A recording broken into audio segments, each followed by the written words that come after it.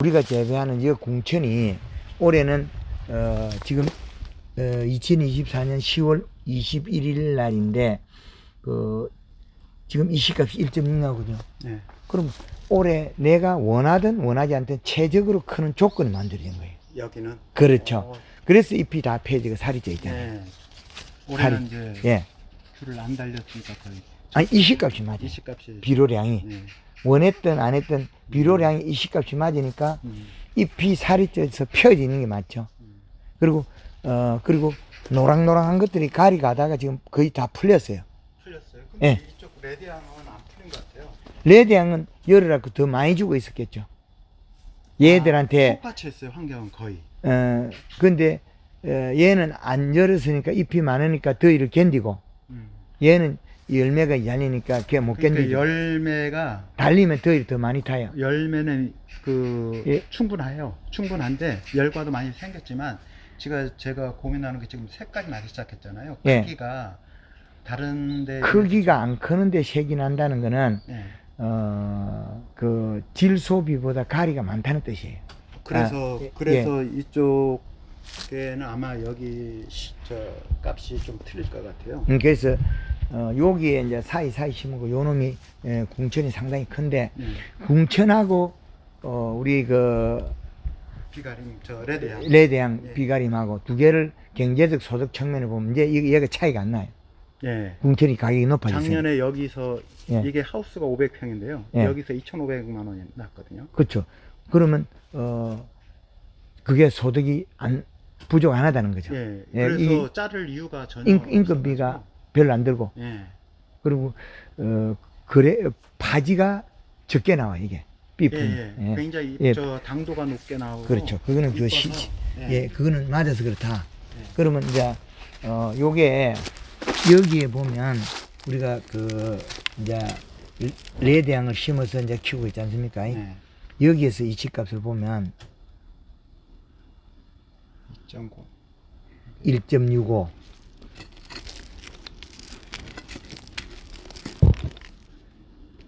여기에서 이 비료량을 얼마나 가져갔느냐 그게 중요하겠죠.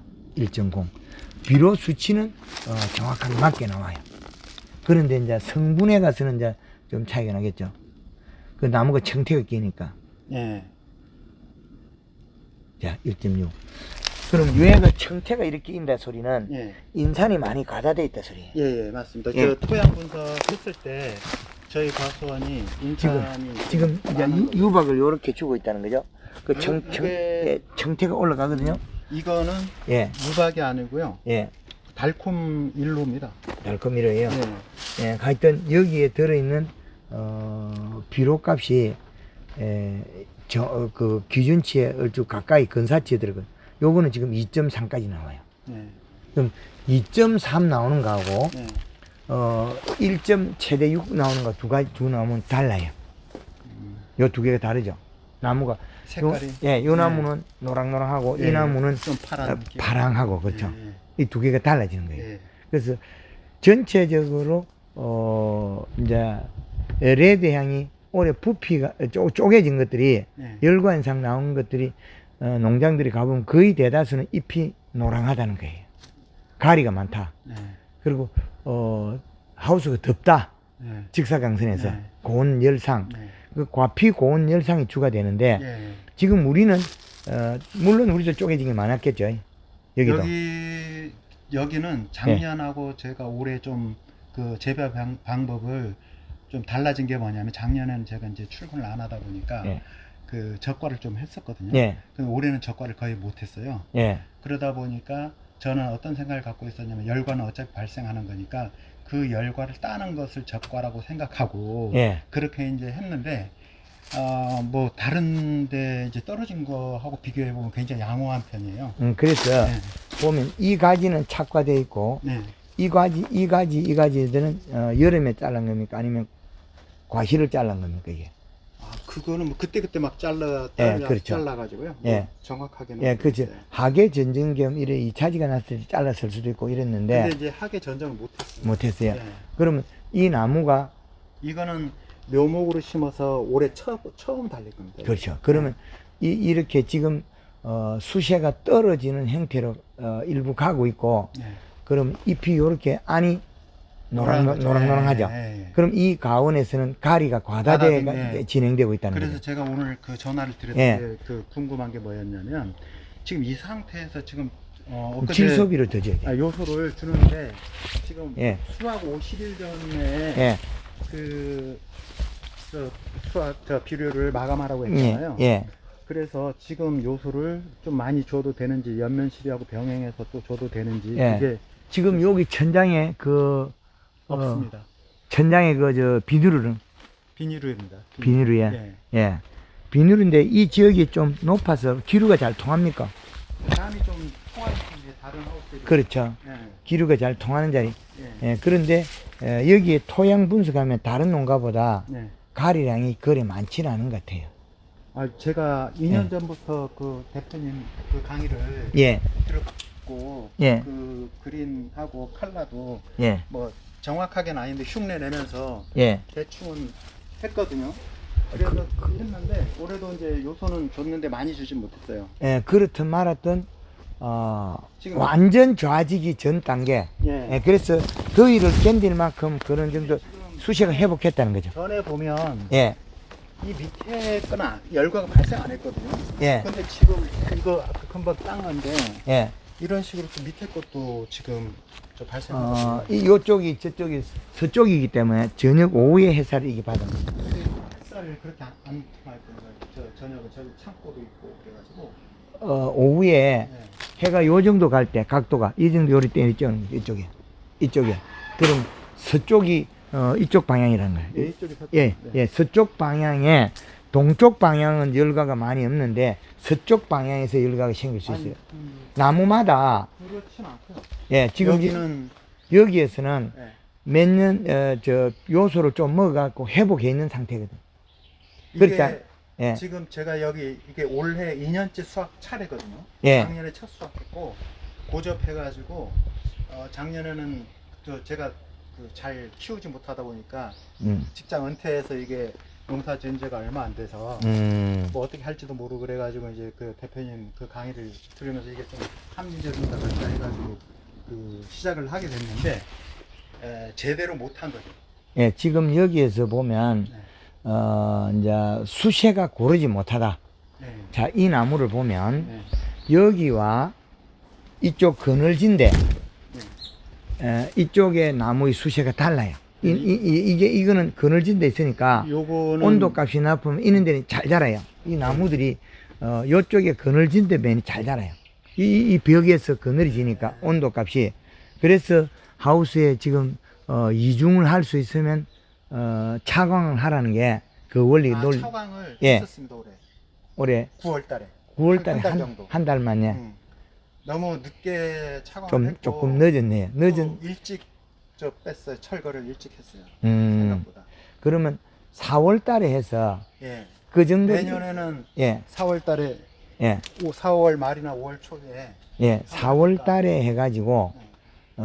그 다음에 이제 우리가 철거하는 시기를 네. 이제 괜찮은 시기.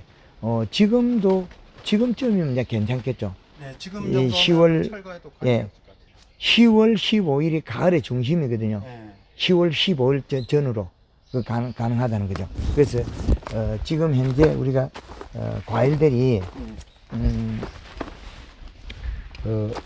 이런 열과 생기는 주 원인들이 네.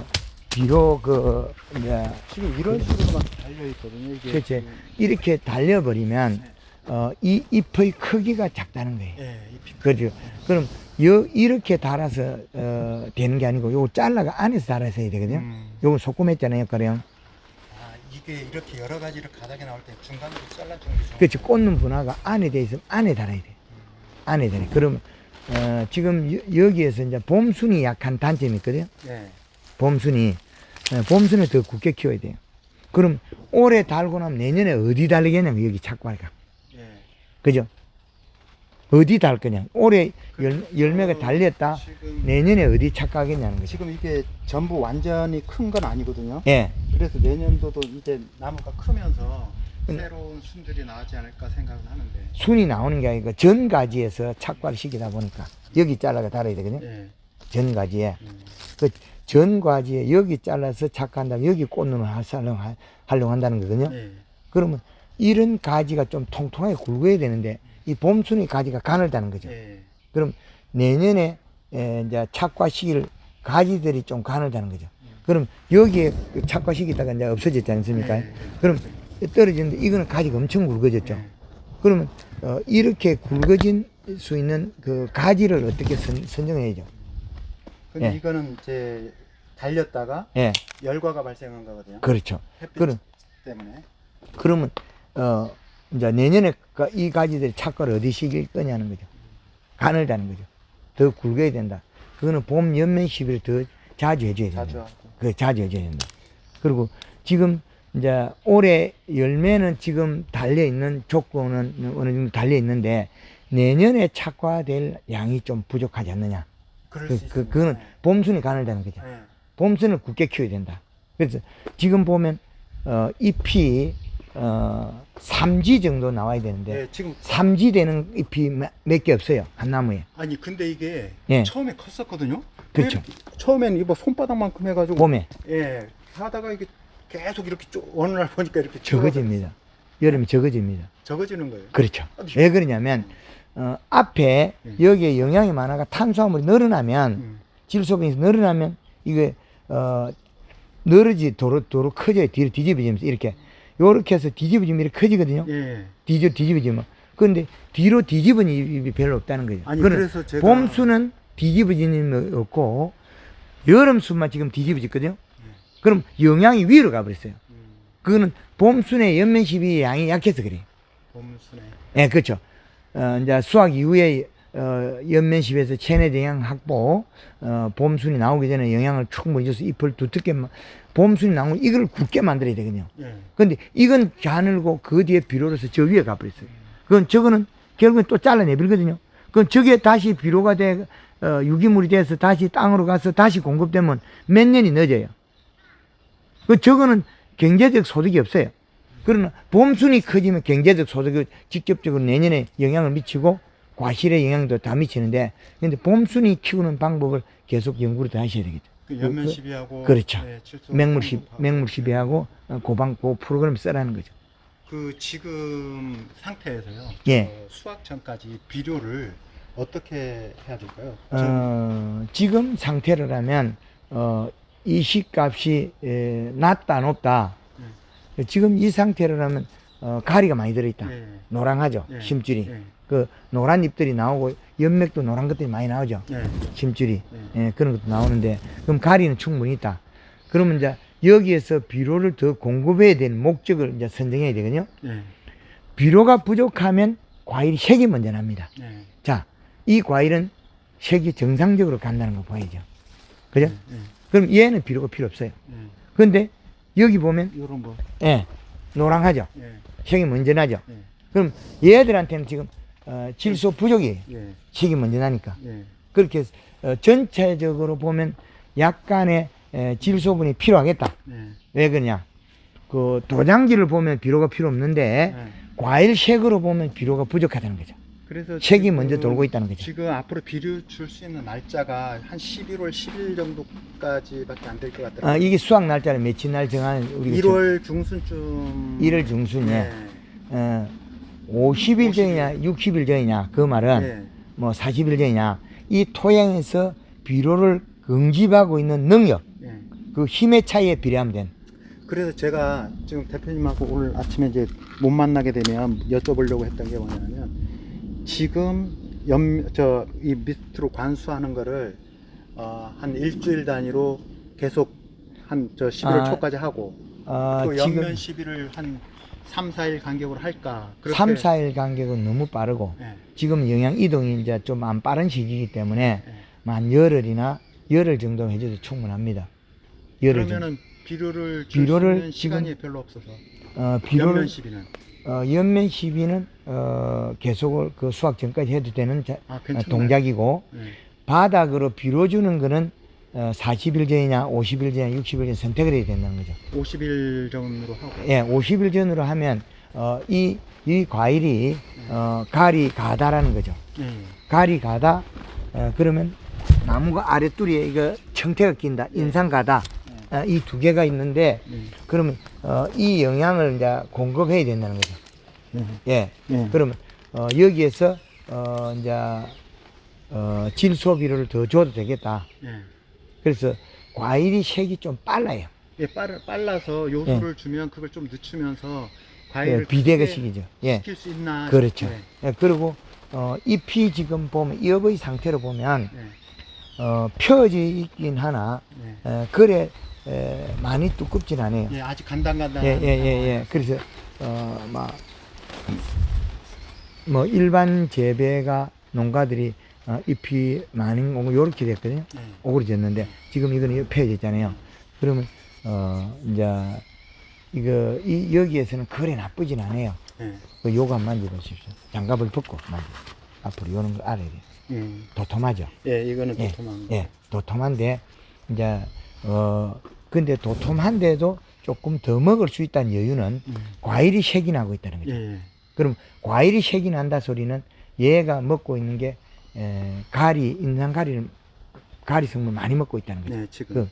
그래서 군데군데 잎이 노랑한 잎이 나온다는 거는 지금 이 가원에서 아직도 가리가 많다. 그것까지는 제가 알 수 있는데 비료를 시비를. 근데 요런 나무를 보면 안 해도 가겠다. 조기 수확도 되고. 이건 얼마 달리지도 않았어요. 그렇죠. 그럼 이 상태가 두꺼워요. 이 잎이 더 두꺼워요. 만져보면 이거 만져보세요. 더 두껍죠. 그렇죠. 근데 이런 상태가 많다는 거죠. 고접을 붙여 가지고 노화된 나무들이 좀 많아요. 전반적으로. 그러면 요 나무를 분리해가 요 나무만 살짝만 주고 그러면 요 나무를 많이 주고. 더 주고 그렇게 관리하는 프로그램도 있어요. 이게 노화가 되고 있으니까. 그래 그렇게 나무 개체별로 조금 분리해도 괜찮다. 그럼 얘들은 이제 체내적 영양분을 모두 확보할 수 있는 에너지 가지고 없고 얘는 체내적 부족하고. 그럼 토양 시비량하고도 물론 관계가 있지만은 열매 열린 양하고도 또 비례한다. 지금 작년에 같은 경우에 제가 굉장히 지금 이게 작잖아요. 소과인데 수확할 때 보니까 커지더라고요. 그거는 이제 색깔, 요 색이, 요 색이 더디 나야 크는데 빨리 나면 못 큰다는 거죠. 질소가 부족해서. 그래서 제가 이거를 원래는 적과를 좀 할까 하다가 작년에 그런 경험이 있어서 그냥 아예 놔둬보자 해가지고 지금 다 갖고 가는 건데. 그렇게 하면 잎 두께를 더 두껍게 해줘야 돼요. 그래서 지금 요소를 공급을 좀 하려고. 그렇죠. 요게 잎이 요렇게 되면 못 커요. 지금 여기를 하긴 저는 지금 300말에 요소 40kg를 타서 관수하고 있거든요. 몇 평이죠? 여기는 500평입니다. 전반적으로 주고 있다는 거죠. 그래서 지금 전반적으로 줘야 되느냐, 나무 밑에 뿌리 주고 물을 줘야 되냐, 이 관계거든요. 그럼 그 말은 이제 얘하고 관계거든요. 얘는 자기가 쓸 에너지 가지고 있고, 얘는 부족하고. 그럼 전반적으로 줬을 때 동시에 좋아지는 건 맞는데, 얘가 지금 푸른 게 얘가 수확기 늦어질 수 있어요. 과는 더 크겠죠.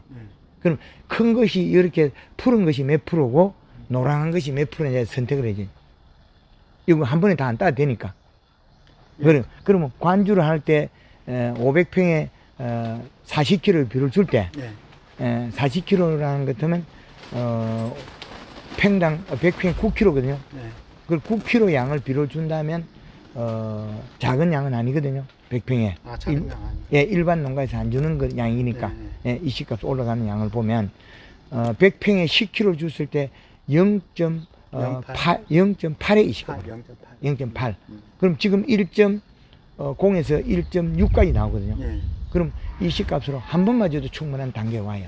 한 번만 줘도. 그렇죠. 그러면 한 번만 줘도 충분한 단계에 오니까 한 번 줄 때 한 포씩 나누가 줘보고 그 다음에 줄 때는 얘들만 손으로 뿌리는 그렇게 방법을 요하고 동시에 다 먹을 때는 지금 한 포만 500평이 주고 그러면 그 100평에 5kg 양이 5kg 연면 시비는 병행하는 게 좋을까요? 연면 시비는 이제 칼날을 쓰는 거고 그건 별개고 땅에 비료 요소 연면 시비. 요소 연면 시비 하는 것 같으면 동시에 또 먹어버리거든요. 네. 한 며칠 간격을 두고. 그렇게 하면 얘가 먹으면 안 되는 단계인데 얘가 먹으면 숙기가 더 늦어진다는 거죠. 그래서 요소를 넣어버리면 그러면 이건 손으로 좀 요소를 더 주고 지금 줄 때는 동시에 주자. 동시에 주고 좀 그 다음에는 이제 한 열흘이나 뭐 넘게 있다가 다시 줄 때는 얘만 주자. 얘들만 색깔 나는 것만. 색깔 나는 놈들만 주자. 그래서 비료를 그리 하면서 바닥에 물을 주자. 그 연면 시비는 이제 거의 한 번에 타면 동일하게 줘야 되기 때문에 물 500에 골드 칼라 1.5리터에 이제 뭐 거기에다가 우리 설탕도 하나요? 설탕을 쓰면 한 200g, 300g 정도. 소량을 써야 돼. 소량을 써야 돼. 그러면 여기에서 때가 낄 수 있다는 거죠. 설탕 때가. 지금은 설탕 때가 안 끼잖아요. 그런데 지금은 균이 생길 단계는 아니거든요. 그 균제는 앞으로 더 쓸 필요 없어요. 이렇게 오염되는 것 같으면 소비자가 싫어하죠. 칼라를 더 써. 지금.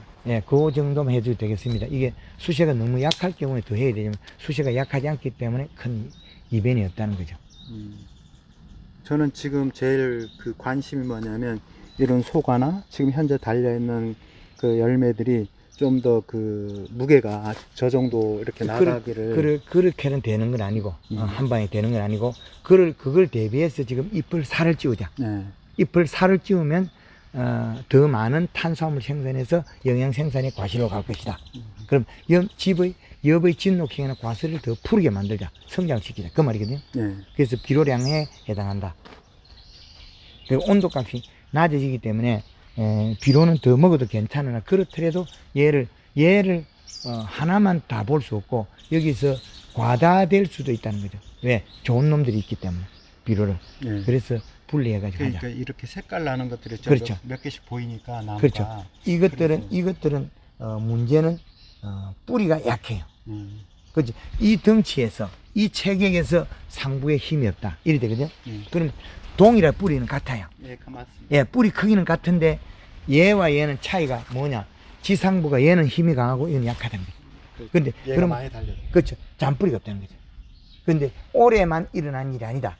전년도에서 많이 달려서 그 착과에서 수세가 떨어져서 잔뿌리 발달이 떨어졌고 그러니까 이제 올해 이어졌다는 거죠. 작년에 첫 수확을 했는데 좀 나무가 크지 않은 상태에서 좀 과다 착과는 아니지만 그 착과를 회복할 수 있는 기회는 작년에 많이 열기 전에 봄에 초기에 연면식을 많이 해서 봄순을 키웠더라면 해가 없어요. 봄에 동작이 빠진 거죠. 봄순을 키우는 동작이 하긴 했는데 좀 덜 됐네요. 그렇죠. 그리고 비료 이식값도 정확하게 맞춰야 되는 그게 좀 부족했는데 제가 측정기가 없어가지고 그렇죠. 그래서 측정기를 하나 이제 구입을 하려고 과학적인 방법을 했어야 되는데 봄순이 짧은데 올게도 거기에서 조금 먹었던 영양으로서 착과가 돼버린 거죠. 또 우리는 착과시키게 되고 그러니까 연속으로 2년 동안 얘는 수세가 떨어져서 잔뿌리가 부족해진 거죠. 결국에는 어째 보면 얘들한테 비료를 더 적게 줘야 될 수가 있어요. 적게 줘야 될 수도 있다고요? 왜 그러냐면 얘는 잔뿌리가 없기 때문에 안무가 누적이 될 수 있거든요. 못 먹어서. 그렇죠. 그럼 누적이 돼서 장애 일어나면 이식값이 여기하고 여기가 틀릴까요? 그렇죠.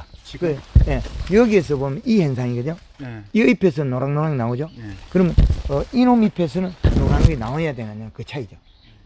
여기도 물론 있긴 있거든요. 여기서 있는데 수세가 강하니까 그런 현상이 적다는 거죠.